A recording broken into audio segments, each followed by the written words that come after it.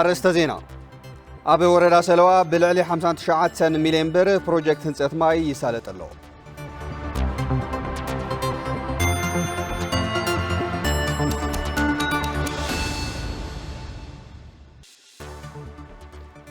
دحري جنوسايد أو كينات تقرأي حمام زنقمتني بعصفو الشغو تبايلو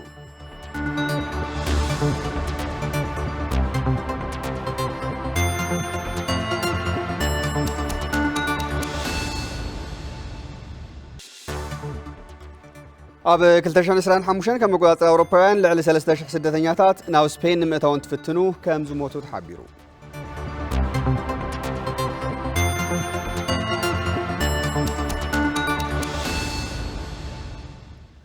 سلام أنا هبلنا كبرات تملكتي تلفزيون تقرأي إنه نزعلتنا ساعة حدا زيناتات حزنا قريبنا لنا زيناتات ساعة بممرح عن صفاز قعسبي بمدام ملك طوانقوا سلام من هايلوم سهم سنحت كلنا يكسام وداته نمكتالكم عديمة فلما حد صرتي حابريتاتنا كنا قدم هفتو قبرو كقرب لنا يو ناو كسكر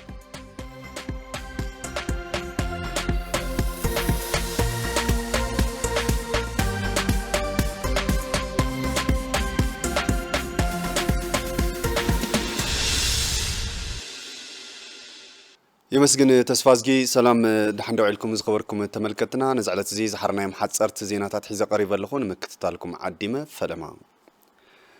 محدرا فقادن استفلالي كفليتاتن سراحتي معدن نموسان أب زوتس استمحاش الدنب ملكيتو أب كتما شرندا سلاسة زت تساليتوم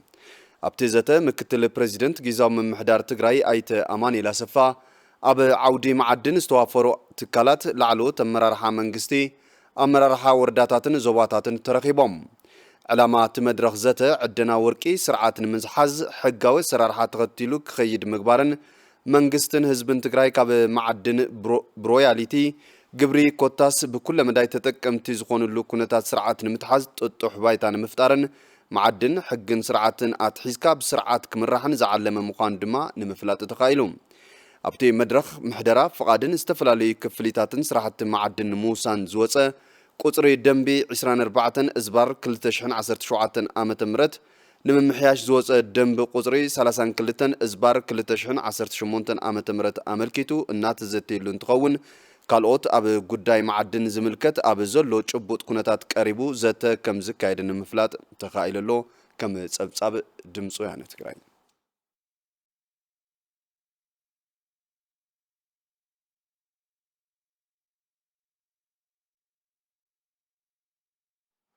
أب وردا جلا بخنة نمكلخال مراحة هيمانوتن مداركتا أكلاتن بحبار كسرحو كم زقباء تقليزهم بمتحبار محبر اللمعات جلان من محدار تاوردان أب استدالو مدرخ معبي جنزابة مكلخال بخنة استساتفو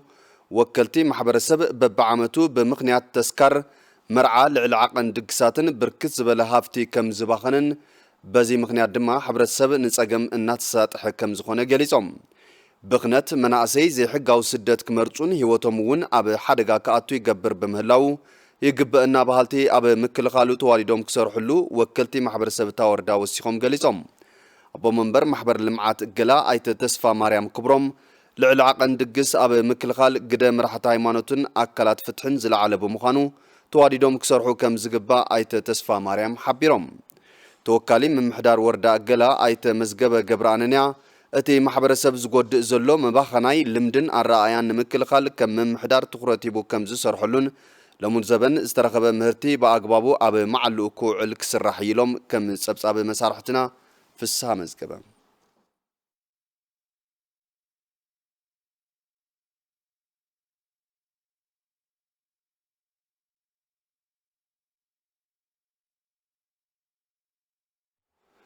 محبر أكسيون مايكرو فاينانس عدداي 500 شح برزواقوم أفاوس أب معقوبة تمزابل تحساس نزركبو توكلتي تمزابلتي كم زركبة تفليتام حلافيت ممرح عقار محبر مايكرو فاينانس عدداي ويزاريت هيوت هايلة اتي استقبر حجز أمرار حاتاتكال بعينت نمحجاز بزوصنو قجل سب مويا حكمنا بيرو حلوات عنا تقراي أب معقوبة تمزابل تحساس دهساس جيروم بهصوص زدليتو استبهالو أفاوسن مسرت جيرو يلن اتي مدحانيت دما كاب جلجالوت مغرب مدحانيت إثيوبيا تجزيهم زقربو بكم زخونن ማይክሮ ፋይናንስ አድዳይ እትገብሮ ሓገዝ ቀጻል ምዃኑን ገሊጸን ነታፋውስ ተረከቡ አቦ መንበር መተሓባበርቲ ኮሚቴ ማዕቆብ ተመዛበልቲ ሕጻጽ ቀሺ አብርሃ ረአያ በወገኖም ነቲ ዝተገበረ ሓገዝ ብምምስጋን እቲ ጸገም ከቢድ ስለ ዝኾነ ካልኦት ተመሳሰልቲ ትካላት ክሕግዙ ምልዓል ክግበረሎም ጻውዒ ተቕሪቦም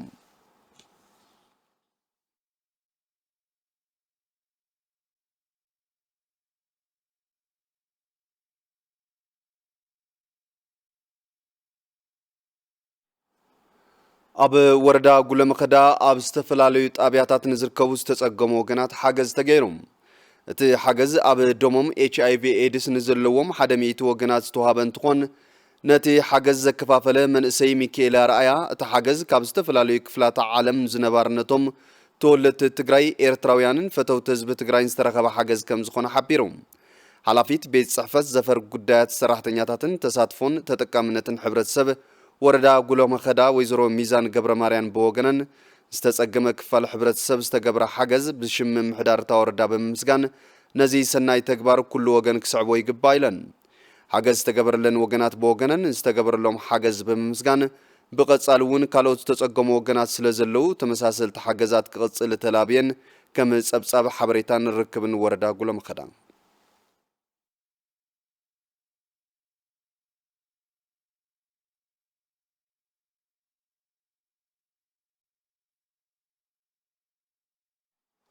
ኣብ ልዕሊ ዘይሕጋውያን መሐወልቲ ገንዘብን ተቐበልቶምን ስጉምቲ ይውሰድ ከም ዘሎ ብሔራዊ ባንኪ ኢትዮጵያ ኣፍሊጦም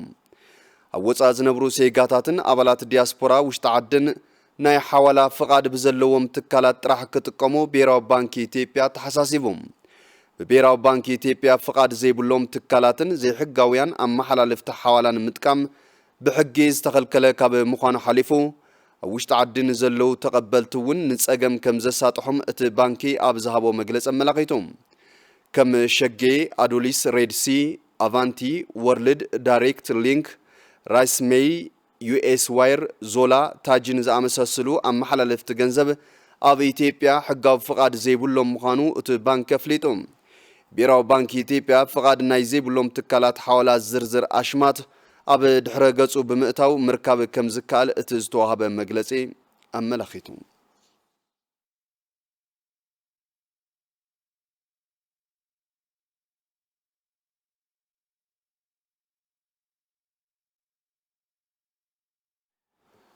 ካብ ወጻኢ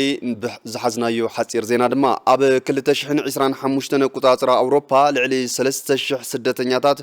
ናብ ስፔን ንምእታው እንትፍትኑ ከም ዝሞቱ ተገሊጾም ኣብ ዶባት ስፔን ብዘሎ ሓያል ሓልዋን ቁጽጽርን ዘይሕጋውያን ስደተኛታት ሓደገኛ ጉዕዞ ባሕሪ ከም መማረጺ ምጥቃሞም ንሞት ከም ዘቃልዖም ዘጋርዲያን ጸብጺቡ ብመሰረት ዝወፅእ ሓዱሽ ጸብጻብ ካብ ሞንጎ እቶም ግዳያት እተን 192 ደቂ ኣንስትዮ እንትኾና እቶም 437 ድማ ህፃውንቲ እዮም ኢሉ ከም ሓበሬታ ሰበስልጣን ስፔን ኣብዛ ዓመት ክሳብ ወርሒ ታሕሳስ ኣብ ዘሎ ግዜ ልዕሊ 35,000 ስደተኛታት ብባሕርን ብምድርን ናብ ግዝኣቶም ከም ዝበጽሑ ገሊጾም ዝሓለፈ ዓመት 2024 ቁጻጽር ኣውሮፓ እንትነጻጸር ድማ ልዕሊ 64,000 ናብ ዶባት ስፔን ከም ዝበጽሑ የረዱ ንዘጋርዲያን ተወኪሱ መሳርሕትና መለሳ ዓለማት ከም ዘዋደዶ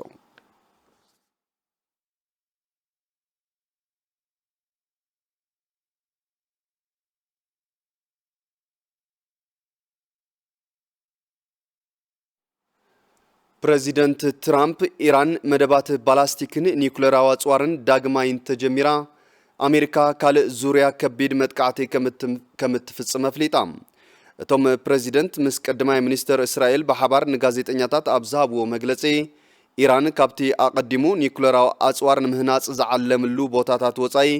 ካልእ ቦታታት ትጥቀም ከም ዘላ ዝወጹ ሓበሬታታት ተረጋጊጹ ኣሜሪካ ዳግማይ ክትድብድብ ምዃና ገሊጾም መፈራሕታት ፕሬዚደንት ትራምፕ ምላሽ ዝሃቡ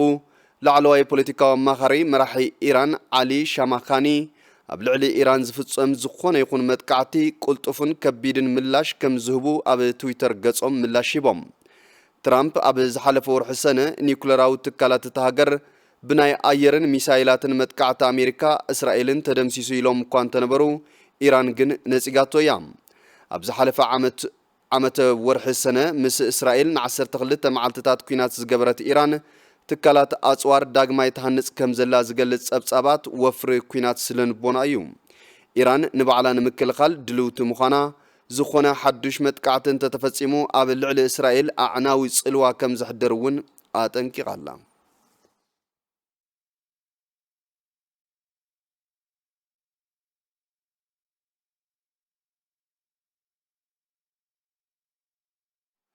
زخبركم تملكتنا نزعلت زي زحرنا محصرت زيناتات زيوم نيروم سلت مكتالكم كبرت يابلنا حزين اب مسارحتي تسفاز قعصبيك ملسكم سلام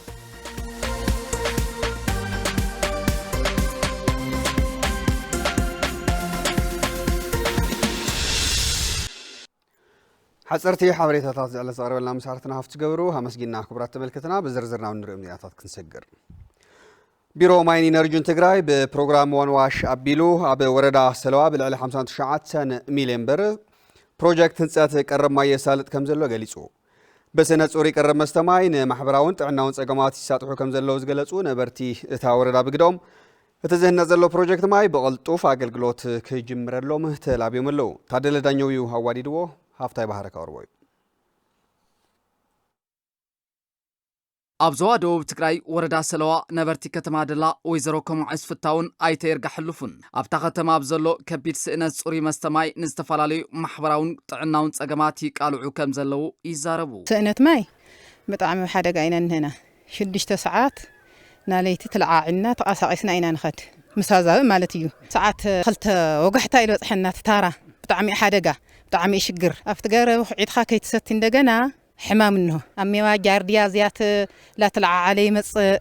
حكمنا نخير تمارس السيوخان ليتي يكون قاتري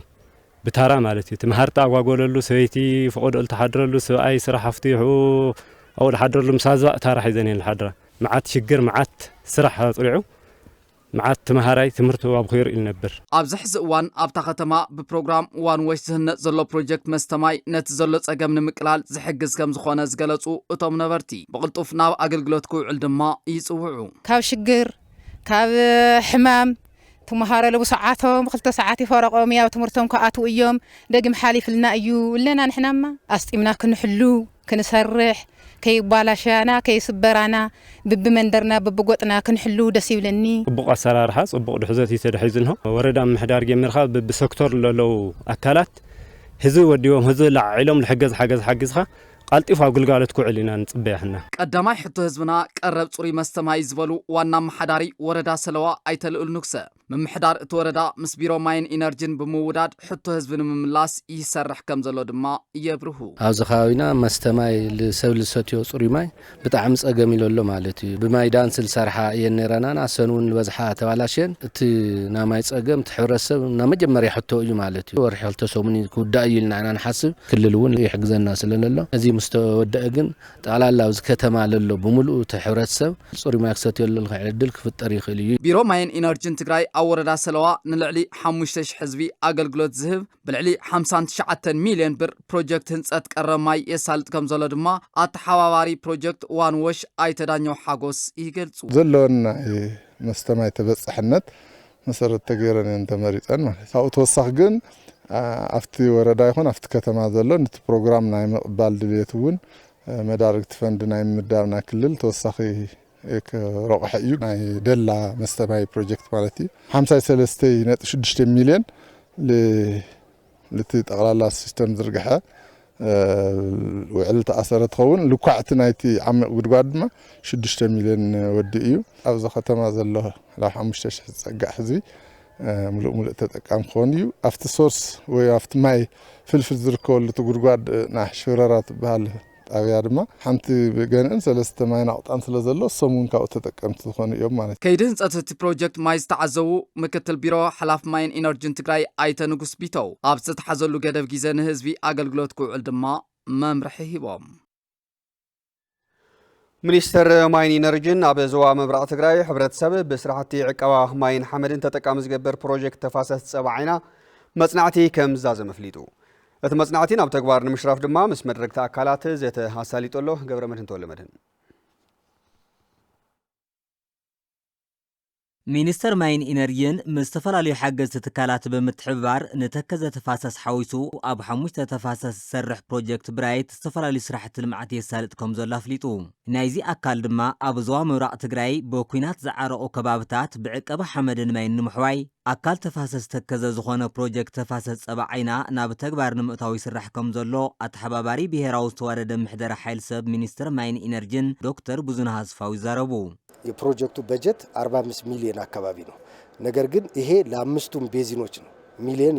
ዩሮ ነው። ለአምስቱም ተፋሰሶች የተከፋፈለ ነው። በርካታ ስራዎች አሉ። ብራይት ፕሮጀክት 5 ፕሮግራማት ዘለዎ ኮይኑ አካል እዚ ዝኾነ ተፋሰስ ተከዘ ብመንግስቲ ኔዘርላንድን ሕብረት አውሮፓን ዝሕገዙ ስራሕቲ እዮም። ኣብ ትግራይ ኣብ ዝሓለፉ ዓመታት ብዙሓት መርኣያ ስራሕቲ ዕቃ ሓመድን ማይን ተኻይዶም እዮም። ሕዚ እውን ነዚ አጠናኺርና ከም ንቅጽል ተስፋ እገብር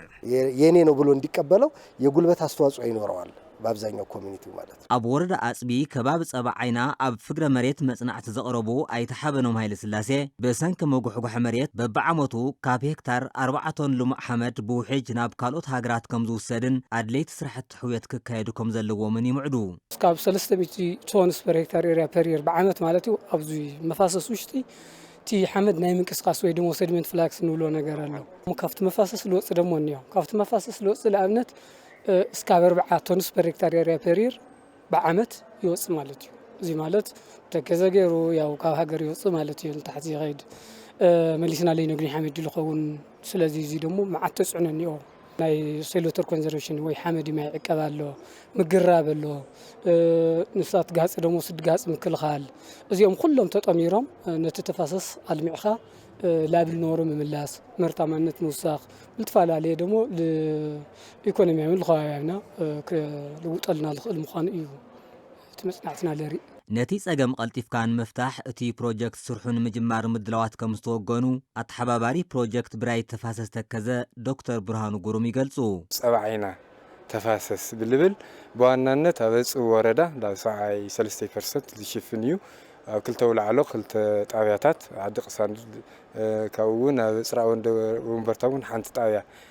ዝሸፈነ እዩ። ቀልጢፉ ትስራሕ ምጅማር እዩ ህዚ ግምገማ ዝካየድሎ ማለት። ስለዚ ኢሚዲየትሊ ስራሕ ንምጅማር ይተሓሳብኒ። ኣብ ትግራይ ንካልኦት ከባብታት መርአያ ዝኾኑ ስራሕቲ ሕውየት ሃፍቲ ተፈጥሮ ከም ዝተወገኑ ዝሓበሩ ላዕለዋይ ኣመኻሪ ሚኒስተር ማይን ኢነርጂን ዶክተር ሚካኤል መሓሪ ኣብዚ ፕሮጀክት እውን ተመሳሳሊ ስራሕ ንምስራሕ ዘለዎም ተበግሶ ይረዱ። ብራይት ፕሮጀክት በ5 ተፋሰሶች ላይ የሚከናወን ስራ ነው። እንግዲህ ተከዘ የተፋሰሰን ጨምሮ ማለት ነው። ፕሮጀክት ብራይት ን5 ተፋሰሳት 45 ሚሊዮን ዩሮ መዲቡ እዩ ዝሰርሕ ዘሎ። ናብዚ እውን በቲ ዝቐረበ ትልሚ መሰረት በጀት ክምደበሉ እዩ። ንሕና ንኣብነት ዕቀባ ሓመድን ማይን ይካየድ እንተተባሂሉ ኣድለይቲ እታወታት ኢና ነቕርብ። ንኣብነት እቲ ዘድሊ ሲሚንቶ፣ ሓፂን ወይ ካልኦት ክኾኑ ይኽእሉ። ብተወሳኺ ንሰብ ሞያ ገንዘብ ንኸፍል። ማሕበረሰብ እውን ናተይነት ክስምዖ ኣብቲ ልምዓት ክነሳትፎ ኢና። ሌሎቹ የሀገራችን አካባቢዎች ምሳሌ ሆኖ ያገለገሉ የተፋሰስ ስራዎች ምሳሌ የነበሩ ስራዎች ናቸው። ያንን አጠናክረን እንደምንቀጥል ተስፋ አደርጋለሁኝ። ድሕሪ ጄኖሳይዳዊ ኩናት ኣብ ትግራይ ዝርግሐ ሕማም ዘንግ መትኒ ብዕፅፊ ከም ዝወሰኸ ሰብ ሞያ ጥዕና ትግራይ ፍሊጦም። ትዕግስቲ ኪሮስ ተወሰኸ ኣለዋ። ኣይተ ኪዳነ ገብረ ማርያም ነባሪ ወረዳ ጽወንበርታ እዩ። ውላዱ ዘጋጠሙ ጸገም ፈጣጥራ ኣብ ሓንጎል ዝውህለል ካብ መጠን ንላዕሊ ፈሳሲ ኣብ ኮምፕሬንሲቭ ስፔሻላይዝድ ሆስፒታል ዓይደር ክትትል ሕክምና ኣብ ምግባር ይርከብ። ቅድሚ ጥንስን ድሕሪ ጥንስን ግቡእ ክትትል ሕክምና ብዘይ ምግባርን እኹልን ተመጣጣንን ኣመጋግባ ብዘይ ምህላውን እቲ ክፍተት ከም ዘጋጠመ ሰብ ሞያ ሕክምና ሓቢሮምሉ። ካታተልያ ነራ በዓልቲ ገዛ ካብ መጀመሪያ ካብ ዕለት ካብዚ ክልተ ወርሒ 3 ወርሒ ጀሚራ ካብ ኣብ 8 ወርሒ ወይ 9 ወርሒ ምስ ረገፀት ከምዚ ዓይነት ኒክ ኢሎማ ኣነ ሓልቲ ዶክተር ከተነጋገር ተለዉ እንታይ ይግበር ኢለ ተፈጥሮ እዩኒ ብድሕሪ ተወሊዱ ምስ ተወለደ ድሕሪ 12 ወይ ከዓ ምስ ሓለፈ ርእሱ ፈንድዩ ማለት ገዚፉ ብድሕሪ ኸዚ ኣብ ዓይደር ሕክምና ይካየድ ማለት ዓለም ለኸ መዓልቲ ጸገማት ተፈጣጥራ ዘንግመትንን ኣብ ሓንጎል ዝውህለል ካብ መጠን ንላዕሊ ፈሳሲ ብምትሕብባር ቢሮ ጥዕና ትግራይን ሃገራዊ ትካል ገባር ሰናይ ሆፕ ኤስፒኤችን እቶም ጸገማት ቅድሚ ምፍጣሮም ኣቐዲምካ ንምክልኻልን ንምቁፅጻርን ኣብ ዝተዳለወ መድረኽ ምክክር ተሳታፊ ኮይኑ እኹል ግንዛበ ከም ዝፈጠረ ይዛረብ። እዚ ትምህርቲ እዚ ቅድሚኡ ዝኮነ ነይሩ ሓሪፍ ነይሩ هذا أنا بطعمي يتردينا زت مرتازي እዚ ጸገም ሒዞም ዝውለዱ ሓናጡ ሓንተደን ዘይተተለመ ጥንሲ ተጋጥማን ቅድምን ድሕርን ጥንሲ ግቡእ ክትትል ሕክምና ሰኣን ምግባርን እኹልን ተመጣጣናይን ምግቢ ብዘይ ምርካብን ከም ዘጋጥም ኣብዚ ጉዳይ ዘይመልኪቶም መጽናዕቲ ዘካየዱ ዳይሬክተር ድሕረ ምረቓ ዩኒቨርሲቲ መቐለ ዶክተር ብርሃኑ ዓለም ገሊጾም ናይ 28 መዓልትታት ናይ ጥንሲ እዋን እቲ ዘንግመት ንብሎ ከይተዓፀው ክተርፍ ከሎ ዝፍጠር እዩ ማለት እዩ which is ንምክልኻሉ ኣብ ቅድሚ ጥንሲ ወይ ፕሪኮንሴፕሽን ኬር ጌር ካምበር ድሕረ ጥንሲ ብዙሕ ዘይብሉ ምዃኑ የመላኽተና ማለት እዩ እዚ ጸገም ኣብ ትግራይ ሰፊሕ ዝርግሐ ከም ዘለዎን ቁጽሪ ምስቲ ጸገም ዝውለዱ ሓናጡ ብዕጽፊ ከም ዝወሰኸን ናይዚ ምግዳድ ምኽንያት ድማ ኣብ ትግራይ ዝተፈጸመ ጽንተታዊ ኩናት ከም ዝኾነ ዶክተር ብርሃኑ ግልጽ ገይሮም ካብ ቅድሚ ጦርነት ዝነበረ ዝርግሐ ናይ ኒውራል ዲፌክት ንርኢ ኣለና ዳርጋ ብዕጽፊ ይወስኹ 131 እዩ ነይሩ ናው ሕዚ ክንሪኦ ከለና 262 almost بعث هو سيكو ومالتي እዚ ጸገም ቀዲምካ ንምክልኻልን ንምቁጽጻርን ድማ ዝተዋደደ ስራሕ ከም ዝጠልብ ሓላፊ ቢሮ ጥዕና ትግራይ ዶክተር አማኑኤል ሃይለ ዝገለጹ መድሕን ጥዕና ምትእትታውን ነተግባራውነቱ ትኩረት ጌርካ ምስራሕን መማረጽ ዘይብሉ መፍትሒ ምዃኑ ድማ የገንዝቡ ፎሊክ አሲድ ምስ አይረን ኮይኑ ዋላ ዝወሃብ ታብሌት ኣሎ ፎሊክ አሲድ ንሽተይ ዶዝ ዘላታውን ኣላ ቅድሚ ጥንሲ ክጠንሳ ዝኽእላ ደቂ ኣንስትዮና ምትላምን ምክልኻልን ንኽእል ኢና ማለት ከቢድ ወይም ዘይከኣል ነገር ኮይኑ ይኮነ ዘፍልጦ እዚ ብደንብ ጌርና ንሕናው ሰዓት ታሕቲ ክነውርዶ ክንከለለና ዳይሬክተር ሃገራዊ ትካል ገባር ሰናይ ሆፕ ኤስፒኤች ወይዘሮ ቤዛ ቢሻው ተጋላጽነት ናይዚ ጸገም ኣብ ትግራይ ዝሰፍሐ ብምዃኑ ነዚ ጸገም ንምቕናስ ትካልን ብዕቱብ ቢሰርሕ ከም ዘሎን አጠናኺሩ ከም ዝቕጽለሉን ተዛሪበን በየትኛውም ክልል አይደለም በየትኛውም የዓለማችን ክፍል ኣብ ሙሉእ ሃገር ጥራሕ ዘይኮነስ ኣብ መላእ ዓለም ተራእዩ ዘይፈልጥ ተፈጣጥራ ጸገም ዘንግመትንን ኣብ ሓንጎል ዝውህለል ካብ መጠን ላዕሊ ፈሳሲ ሒዞም ዝውለዱ ሓናጡሎም እዚ ጸገም እዚ 75 ሚእታዊ ቀዲምካ ምክልኻል ዝከኣል እዩ ስለዚ ነዚ ጸገም ቀዲምካ ንምክልኻል ግዳይ ንዝኾነ ሓናጡ ወለድን ትኹረት ምሃብ ክንሰርሕ ኢና ልጆቻችንን ትውልዳችንን እናድናለን ዓለም ለኸ መዓልቲ ጸገም ጣጥራ ዘንግመትንን ኣብ ሓንጎል ዝውህለል ካብ መጠን ላዕሊ ፈሳስን ብብርኪ ዓለም ንመበል 14 ግዜ ብብርኪ ሃገር ድማ ንመበል 7 ግዜ ተኸቢሩ መናእሰይ ትግራይ ካብ ዘይሕጋዊ ስደት ክቁጠቡን ኣብ ከባቢኦም ብዘሎ ሃፍተ ገነት መነባብሮኦም ክመርሑን ከም ዝግባእ ንልዕሊ 20 ዓመታት ኣብ ስደት ጽንሓ ደቂ ኣንስትዮ ተመለስቲ ስዑድ ዓረብ ምዒደን መርሃዊ ተስፋይ ዝራሪብዎን ኣሎ ስዒቡ ክቐርብ እዩ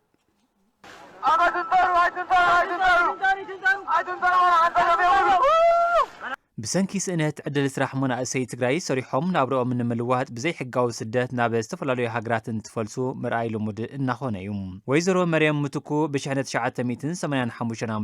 ጓል 15 ዓመት ኮይና ሕሰብ ናብራ ስድራኣ ሰሪሓ ንምልዋጥ ናብ ስዑድ ዓረብ ከም ዝኸደትን ልዕሊ 25 ዓመት ኣብ ስደት ከም ዝጸንሐትን ትዛረብ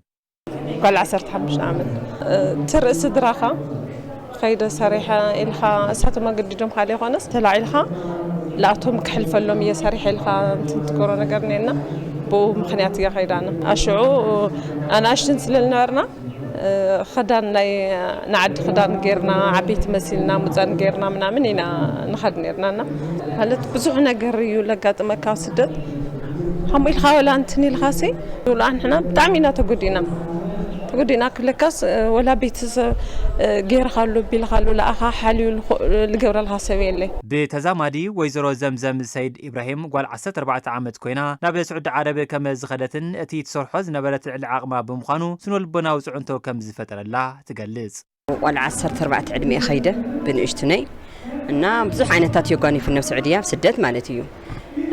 ካው ደሞ ስደተኛ እንደልኻደ ደቅንሽትዮ يعني خبير ስራሕን ሰርሓ ሕብረተሰብና ዝዓድ ዘሎ ናይ ኻድኻም ካይርደል ኻይ ጥራሕታ እዩ ወርሓዊ ተኣኽድ ገብር ለኺ ተኣኽስርሕ ለኺ ይባሃን ራህ ገንዘብ ይምጽእ እዩ እና ኣነ ብስደት ለጋነፈኒ ያው ብዙሕ ዓይነት እዩ خداي ተወሳኺል ኸመጽኻ ግን ኣውዚ በተሰብ ኣይሓፍቀካይ زي حقاو سدت مناقسي تግራይ ንምክልኻል ግዚያው ምምሕዳር ኮነ ሕብረተሰብ ሳዕቤን ዘይ ሕጋው ስደት ተገንዚቦም መናእሰይ ኣብ ዓዶም ሰሪሖም ህይወቶም ንምምራሕ ምቹ ባይታ ክፈጥሩሎም ከም ዝግባእ እተን ዘዘራረብናየን ወገናት ይገልጻም الشجر حدا يعني خلي بلا كايس حدا علامه خيدو علامه نطفئنيو كاميرا كسدراي يخون احنا على صدراتنا شجرنا صدرا سلتوصينا خدنا نعم نكنبن والعرنا طعمنا لعقمنا نسرحنا لكم نغن كنخون وساني كاب جزائي تمكرو يخاطر كاب سودو سو خزس قروت خايخون زمد خايخون لخنا خيدو سدة تواهيلوس مويتيا همزيا تجيرو هند زي مليونيا تتقليو منامن إنه يخونا بوحاوي يخونس جزادي شيء لخنا نجر جيو نبرت شيء لك الأخي زعر ويلك موتي وي حدي إنه مالتي سلزت تولدس لم تأيو نخالي تمكرو يقول لي قد فوق مالتي بسنكي زي حقاو دلالو بركز ولو مناسي بزي حقاو سدة النات سددوم عرسوم ኣብ ሓደጋ ብምውዳቕ ስድራቤቶም የጸጉሙ በምህላዎም ኣካላት ጸጥታ ልዕልነት ሕጊ ከረጋግጹ ከም ዝግባእ ተገሊጹ።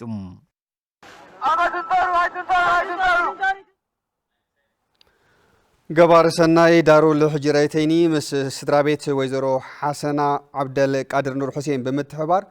ኣብ ወረዳ ጽራ ወንበርታ ጣብያ ጉላዕ ብ1.5 ሚልዮን ብር ዝተሃነጸት ሓቋኒ ቦምባ ማይ ኣመሪቑ። መራው ስፋይ ኣብ ወረዳ ጽራ ወንበርታ ከተማ ኣጉላዕ ገባር ሰናይ ዳሩል ሕጅራይተኒ ምስ ስድራ ወይዘሮ ሓሰና ዓብደል ቃድር ኑር ሁሴን ብምትሕባር ብ1.5 ሚልዮን ብር ዝተሃነጸት ሓቋኒ ቦምባ ማይ ተመሪቑ። ነበርቲ ከተማ ኣጉላዕ ጣብያ ኣዲስ ዓለም ብሰንኪ ሕጽረት ቀረብ ጽሩይ ዝስተ ማይ ንዘይተደለየ ወፃእን ምንግልታዕን ይቃልዑ ከም ዝነበሩን ንዝነበሮም ጸገም ከም ዘቃልለሎምን ተዛሪቦም። ወለድና ክኸዳ ሰዓት ይፈረቃይ ክምለሳ ሰዓት ይፈረቃይ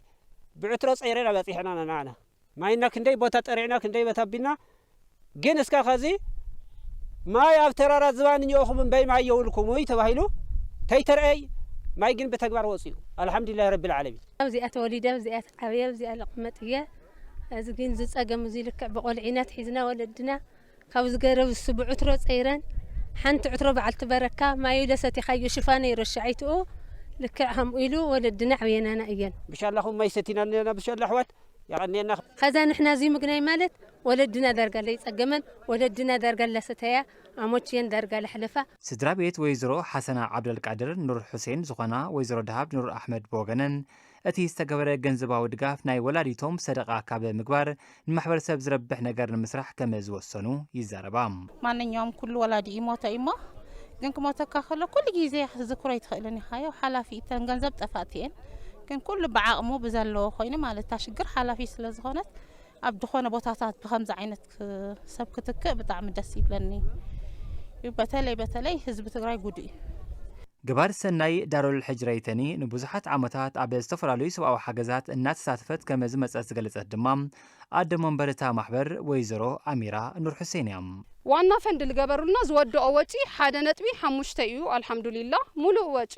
ሸፊኖም እንደዚሁም እግርና ብዙሕ ድጋፍ ልገበርኩም ለደኸምኩም ለረሃጽኩም ሃሊኩም ኮይንኩም አልሐምዱሊላህ ዛማይ ዚኣ ነዊሕ ጊዜ ኣይወደአትን ብዙሕ ኹትኩት ኳ ተነበራ ውሽጣ ግን አልሐምዱሊላህ ሕጽር ኣብ ዝበለ ጊዜ ተኳዒታ ዝተጋባደደት ማእያ ነቲ ዝተመረቐት ሓቋኒ ቡምባ ማይ ዘላቒ መፍትሒ ክሳብ ዝግበረሉ ማሕበረሰብ እቲ ከባቢ ግቡእ ሓለዋን ክንክንን ክገብረሉ ከም ዝግባእ ኣካየዲ ስራሕ ቤት ጽሕፈት ግልጋሎት መስተማይ ከተማ ጉላዕ ዓይተ ንጉስተካ ሓቢሮም ኣብ በሪኽ ከባቢታት ዝሰፈረ ሕብረተሰብ እዩ ንብርክት ዝበሉ ዓመታት ድማ ጠንቂ ሰናይ ምምሕዳር ሕቶ እዩ ኮይኑ ጸኒሑ ማይ ብጣዕሚ ተጸገመ ሕብረተሰብ እዩ ገባር ሰናይ ማሕበር ዳሩል ሕጅራይተኒ ዝገበሮ ግን ነቲ ቤት ጽሕፈት ግልጋሎት መስተማይ ከተማ ጉላዕ ይኹን በጠቕላሊ ነቲ ቤት መዘጋጃ እውን ሓዊሱ ዓብዪ ፀውራ ኣቃሊልና እዩ እሞ ብጣዕሚ ክነመስግኖ ኢና ንፈቱ ጸሓፊ ላዕለዋይ ጉዳያት እስልምና ሓጂ መሐመድ ካሕሳይ እቲ ዝተገበረ ሰናይ ተግባር ብምስጋን ሕብረተሰብ ንማሕበራዊ መስተጋብራት ዝወፁ ወጻኢታት ተቆጢቦም መንግስቲ ኣብ ዘይበፅሐሎም ህንፀት መሰረተ ልምዓት ከውዕልዎ ምዒዶም ኣብዚ ዝተሳተፍን ብፍላይ ድማ ወይዘሮ ሓሰና عبد القادر نور حسين بأنسوم توكيلي يوصل الله ቤተሰብ ነዚ ጉዳይ እዚ አታሐዊርኩም ማይኮጽል ጎርኩም ድማ ካብ ልብና መስግን ሓፈሻዊ ቤተምሩ ጉዳያት እስልምና ኣብዚ ጉዳይ እዚ አትኺሩ ዝሰርሖ ብፍላይ ድማ እስላሚክ ዝኾና ማሕበራት ምጥነኻሩታ እዩ ሰባት ደቂ ሰባት ክሽጎሩ የብሎሚ ጸገም ዘይትትዎ ፊኖትዎ ጣፍትዎ ይኽ ወርሒ ወይ ክልተ ሰሙን ኢኻ ተድሕኖ ማለት እዩ ክብራት ተመልከትና በዝርዝር ዝሓዝናዮ ዜናታት ከምቢትና ናብ ዜናታት ቢዝነስና ክንሰግር ህልዋም ገብረ ኸዳን ከተቀርበልና ሰናይ ምክትታል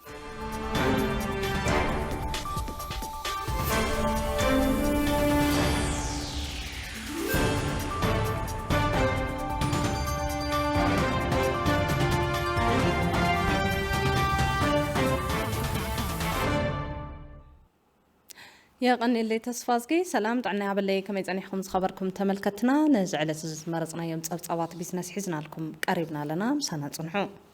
بسنكي جونوسايداو كيناس بصحم حسيا كحسانا تتصبيو كحساس يترف حفتو من نبرتومن ناب ጨረታ ክወጽእ ሕቶቱ ከም ዘለዎ ማሕበረሰብ ንግዲ ከተማ ሽረን ገሊጾም ፕሬዝዳንት ግዚያዊ ምምሕዳር ትግራይ ጀነራል ታደሰ ወረደ ምስ ማሕበረሰብ ንግዲ ከተማ ሽረ ኣብ ዙርያ ልቃሕ ባንክን ወለድን ከምኡውን ኣብ ሓድሽ ኣዋጅ ግብሪ 1395 ህዝባር 17 ተዛምርት ጉዳያትን ዘትዮም ኣለዉ ኃይለ ስላሴ ገብረ ሚካኤል ኣዋዲድልና ኣለዉ ኃይለ ሚካኤል ገሰሰ ከምስዕ ቀርበልና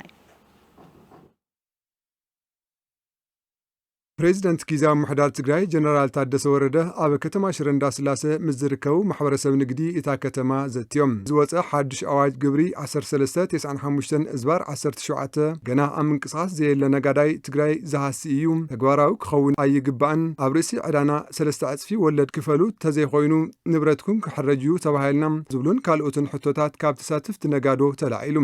ነጋዳይ ንኽምችዎ ጥራሕ ኣይኮነን ፀገም ክፍታሕ ዘለዎ ስለዚህ ናይ ባንክስ ነባር ፀገም ተባሂሉ ነባር ሕቶ ክፀንሕና ኣይግብኦን መልሲ ክረክብ እዩ ዝግብኦ ካልእ ዝሓድሽ ኣዋጅ ሕዳር 4 ወረቐት መፂና 2 ሚልዮን 1 ሚልዮን 3 ሚልዮን ዝብል ክፈሉ ዝብል ማለት ምስቲ ናይ ትግራይ ኣብ ፅንተትን ኣብ ጄኖሳይድን ፀንሐ ነጋዳይ ማሕበረሰብ ዝኸይድ እዩ ኣይኸይድን ትምርምር ከም መንግስቲ ከም ምምሕዳር ትሪኦ ፀገም ዝፈጥር ተኮይኑ እንታይ ገርና ንፍታሐዮ ኩሉ ነጋዳይ ከተማና ብልቃሕ ዝንቀሳቀስ ነሩ ልቃሕ ባንኪ ዝልቃሕ ባንኪ ከይንቀሳቀስ ከይነግድ ባንኪ ወለድ ኢሎም ካብ ወለድ ጠይቆም ልቃሕ ኳስ ክስረ ዘሎ ዝግባእና ሃለወ ወለድ ቅፅዓት ክፈል የብሉን ዝብል ነጋዳይ ከም ነጋዳይ ተኣኪቡ ናብ መንግስቲ ጥርዓን ክሳብ ኣዲስ ኣበባ ኮሚቴ ዋቂሩ ልዩኺ ዝተዋህቦ መልሲ የለን ገዛኻ ፅባሕ ንጉህ ክሕረጅ ድሕሪ ፅባሕ ክሕረጅ ዝበሃል ዘሎ ንነጋዳይ ክንዲ ዝኣክል ሽግር ምውዳቑ ትክክል ኣይኮነን እስካብ ሕጂ እውን መጻንሕ እናተባሃለ ፀኒሑ መጻንሕ ይበሃል እምበር መጻንሕ እውን ወለድ እናወሰኸ ይመጽእ ዘሎ ከቢድ ነገር እዩ እዚ መንግስትና ክሪኤልና እዩ ዝግባአና ፕሬዝዳንት ግዚያዊ ምምሕዳር ትግራይ ታደሰ ወረደ እቲ ወለድ ቅድሚ ሕዚ እውን ምስ ብሄራዊ ባንኪ ይኹን ምስ ዝምልከቶም ኣካላት ከም ዝተመያየጡን ኣብ ቀጻሊ ክፍታሕ እዩ ዝብል ምርድዳእ ከም ዝተበፅሐን ኣብርሆም ናይ ትግራይ ሽግር ኮምፕሬንሲቭ ገሪና ምስ ሙሉእ ኩነታት ሪና ከመይ ጌርካ ካብ ምውፃእ ዝከኣል ምርኣይ ፅቡቅ እዩ ኣብታ ናይ ባንኪ ምስ ብሄራዊ ባንኪ ዝርርብ ከም ተገብረ ይፍለጥ ይሆና ብቀዳማይ እውን ምስ ካብቱ ዝወከርኩ እሞ ሓደ ሒዝና እውን ምስቲ ናይ ብሄራዊ ባንክ ገቨርነር ተራኺብና ምስቶም ኮመርሻል ባንክ እውን ተራኺብና እንታይ እዩ ዝስረዝ እንታይ እዩ ዝብል ብዙሕ ኣሳሊዕና ለግና ዘይውሰን ነገር ኣሎ እናተቆለለ ከይኸይድ እንደገና ንዓ ሽጥ ንዓ ብል ንዓ ግዛዕ ናብ ዝብል ህውከት እውን ከይእቶ ናብ ግዜ ናይ ምንዋሕ ሳይ ኣብኣ ተራዳዲና ነርና ኢና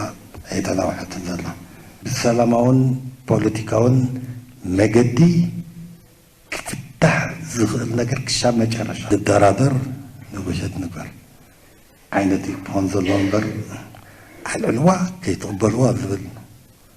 እንተኮይኑ ብዙሕ ዘኽይደ ኣይኮነን በአፈጻጽሞም ዕውትነት ዘርአዩ ትካላትን መሪሕነትን ዝሽልም ትካል ግራንድ አፍሪካ አዋርድ ንሚዛን ዕቋርን ልቃሕን ሽልማት አበርኪትላ ገብረ እግዚአብሔር ገዳሙ ተወሳኺ ጸብጻብ ኣለዎ በአፈጻጽሞም ዕውትነት ዘርአዩ ትካላትን መሪሕነትን እናሸለመ ዝመጸ ትካል ግራንድ አፍሪካ አዋርድ ንሚዛን ዕቋርን ልቃሕን እውን ብዘርአዩ ተዝበለጸ አፈጻጽማ ሽልማት አበርኪትሎም ፈጻሚ ስራሕ እቲ ዕቋርን ልቃሕን ኣይተ ብርሃነ ሃይለ ማርያም ትካል ግራንድ አፍሪካ ሶሞያታት ብምልኣኽ ብቕዓትና ብምልካም ኣብ ስራሕትና ልዕል ውፅኢት ብምምዝጋብና ነዚ ሽልማት ክንረክብ ክኢልና ኢና ኢሎም እዚ ተስፋ ዝህብ ምንቅስቃስ መሰረት ብምግባር ግራንድ አፍሪካ ናይ ኣመራርሓን ትካላትን ሽልማት ድርጅት ወይ ከዓ ግራንድ አፍሪካን Organizational and Leadership Award ሰብ ሞያታት ብምልኣኽ ብቕዓትና ብምልካዕ ካብ 1888 ወይ ከዓ 88.5% ብምርካብ ሕብረት ስራ ማሕበርና ልዑል ውፅኢት ብምምዝጋብ ካብ ሕብረት ስራ ማሕበራት ለመጀመርያ ግዜ ካብ በዚ ትካል እዚ ተሸላሚት ክትከውን ብምብቃዓ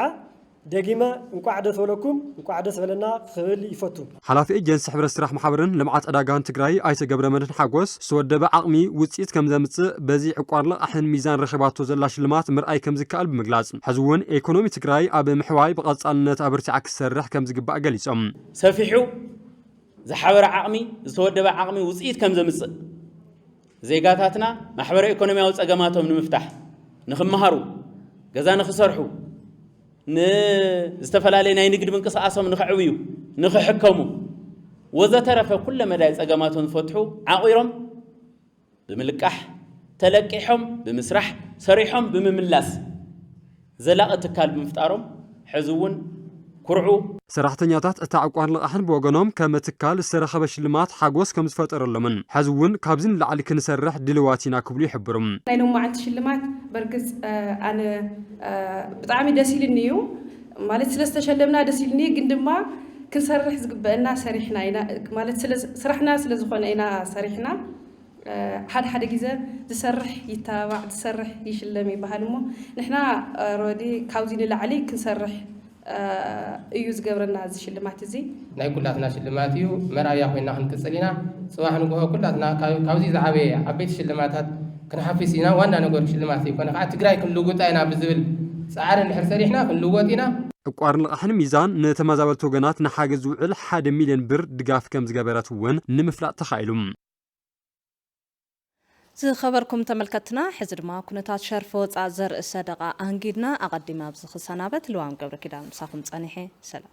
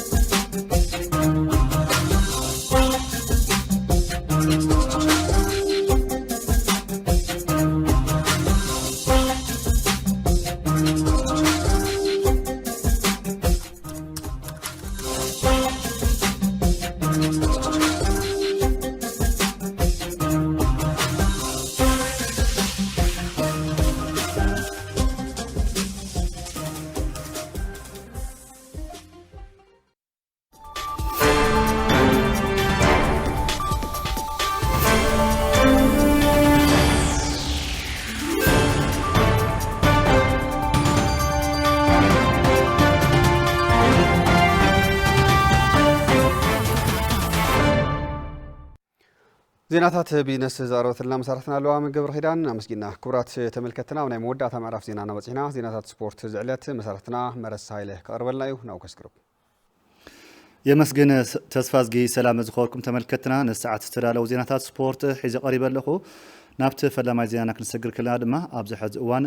ኣብ ብርክት ዝበላ ከተማታት ትግራይ ዋንጫ መሶ ይካየድ ከም ዘሎ ዝፍለጥ እሞ ብመሰረት እዚ ዓበይቲ ጋንታ ትግራይ ኣብቲ ዝካየዱ ውድድራት ተረኺቦም ኣሰልጠንቲ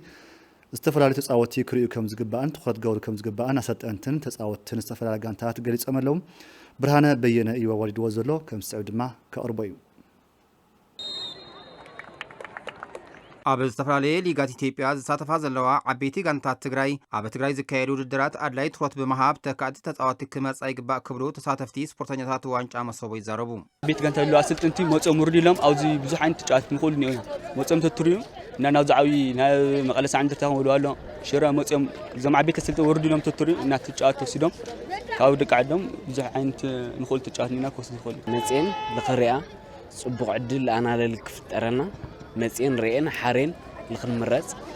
ንሕና ለሰን መጽን ለኻርያና ኩለ ከዓቢል ንኽእል ካብዚ ፕሮጀክት እዚ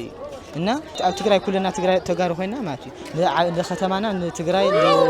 ሃገርና ወኪልና ጽቡቕ ውድድር ጽቡቕ ዝግጅት ገርና ኒና ጽቡቕ ተጋሩ ስፖርተኛታት ዕድል ክረኽቡን ተጠቀምቲ ክኾኑን ጋንታታት ትግራይ ሰመያ ብምምዳብ ኣብ ትግራይ ዝግበሩ ውድድራት ጠመተ ክህብዎ ኣለዎን ዝበሉ ድማ ኣሰልጠንቲ ዝተፈላለያ ጋንታታት እዮም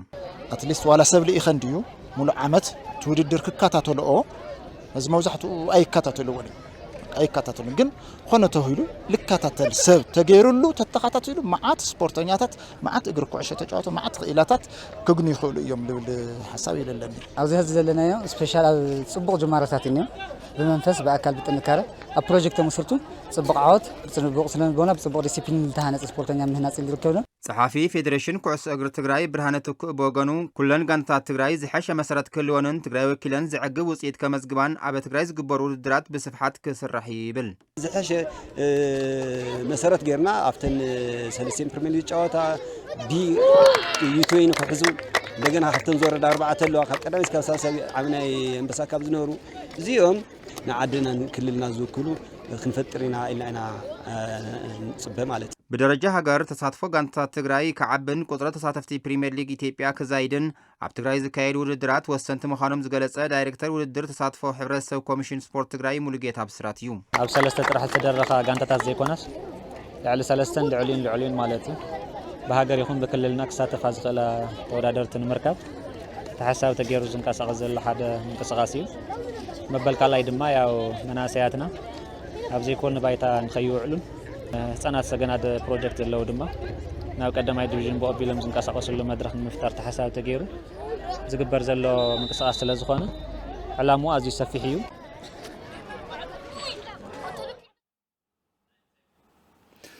ኣብ ከተማ መቐለ ካብ ዝርከባ ጋንታታት ብሽክለታ ጋንታ ብሽክለታ ግልጋሎት ማይ ከተማ መቐለ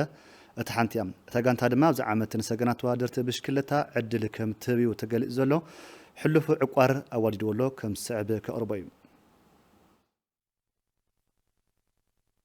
ዓለም ማዕሾን በረከተ ገብረ መድህንን ኣብ ከተማታት ውቕሮን ሽረን ዝርከባ ፕሮጀክታት ተሓኢፎም ስልጠናኦም ዝወስዱ ዝነበሩ ብሽክለተኛታት እንትኾኑ ኣብቲ ፕሮጀክት ብዘረኣይዎ ጽቡቕ ምንቅስቓስ ናብ ጋንታ ኮርሶ ብሽክለታ ግልጋሎት ማይ ከተማ መቐለ ከም ዝዓበዩ ይዛረቡ ቅድመ ግልጋሎት ምእታዬ ኣብ ከተማ ውቕሮ ቅድስቲ ማርያም ኮሌጅ የተሓቆፈ ልጫወት ነይረ ፕሮጀክት ማለት ላው ዝለኣተ ኩሉ ኣብ ከተማ ዓዲግራት ኣብ ዝናይ በለስ ዝነበረ ጻኒሕት ጨዋታ ነይሩ ኣብ ናይ ዝተሳተፍ ኩሉ ጨዋታ በከተማ ውቕሮ ኮይኑ ዝተሳተፈ او يتململنا كتما على ما قلقالت مص لما قلقالت ما كتما مقلب مص كتما شرف الناس لا سي ورادرنا عارفين ير بزنرن وصيت ناوز صمبرك الى لغه حني وصيتي عارفين ير او وش تعسرت قدا سلازات نوركو صبغ وصيت يمصي ناوز حقيقه مالتي تحري مصينا بتوسخ دما يبلو اتوم بشكلتياتات ازي زرخبو عدل باغواب متقام ابزل على درجه نبصح اب مدلاو كم دركبو ما يقلصوم كفتل نوركو وردا خوينا نساتفنارنا درجة نرى أو كفلة أو كورسية خوينا بمساتفة لعلى تنكاري غيره لعلى درجة لخمسة زلنا مدلو حريفي بيقاوينا ترين كان سرح زلنا كاميرا زلنا استوهنا بسلطنا ያው ጽቡቅ ክነምጽ ኢላና ተስፋ እንገብር ናብዝ በለጽ ብረኸና ናዓቢ ና ፕሮፌሽናል ናምኻና ባስለ ድሌ ስለ ዘለና ጠንኪራና መስርሐና ናብዝ መጽናኔ ሓሙሽተ ተካእቲ ብሽክለተኛታት ካብ ማውቴን ናብ ጋንታ ብሽክለታ አገልግሎት ማይ ከተማ መቐለም ምዕባዮም ዝገለጸ አሰልጣን ታጋንታ ኤላስ ደሞዝ ንዝበለጸ ውጽኢት ኣብ ምድላው ከም ዝርከብ ድማ ይዛረበ ሓድሽ ለሃና ጸምበርናዮም ካብ ነባር ሓደ ኔና ሓሙሽተ ግን ጸምቢርና ኔና ሓድሽቲ ዝሓደ ሽረይ ዝሓደ ሓሙሽተ ወረይ كل شيء ترينينج دي وصانيو ترينينج عصر حلاس كنا تصبروا من على زمان عبيت كانت تاتلانو لنا يوم ماونتين يوم نيرو قلعوا يوم قلنا كا بزع على الفوتو مويا بزع على الفوتو تكنيك عصر حلاس لافتم كلها تكسدهم يلو القمتينين نازل له الترات بدنا بالجاتنا بدنا عقبي بزو قلعون بدنا عقبي اورد خبرنا خوينا يسمعني ماتي كلنا كانت تقولوا سلا فرم له مساعتهم تماتاتي الناس نفخخرنا له القمتين زخوركم تملكتنا نسعد زنا يوم زينات سبورت تلفزيون تግራይ ነዚ መስል ነሮም ናብ ተስፋዝጊ ክምልሰኩም ብወጋነይ ዛዚ መለኹ ሰላም ክብራት ተመልከትና ንመሳርሕትና መረሳ ኃይለ አመስግና ዜናታት ዘዕለቱ ናብ ዜና ክንክንበት ዜናታት ዘዕለት በመምራህ ተስፋዝጊ ዓስበ በመዳይ ምልክት ቋንቋ ሰለሞን ኃይሉ ምስመላሶ ሙያ ስቱዲዮ ቴሌቪዥን ትግራይ ምሳኹም ጸኒሕና ምሳና ጸኒሖም ስለ ተከታተልኩም ካብ ልቢና ነመስግን ብሩህ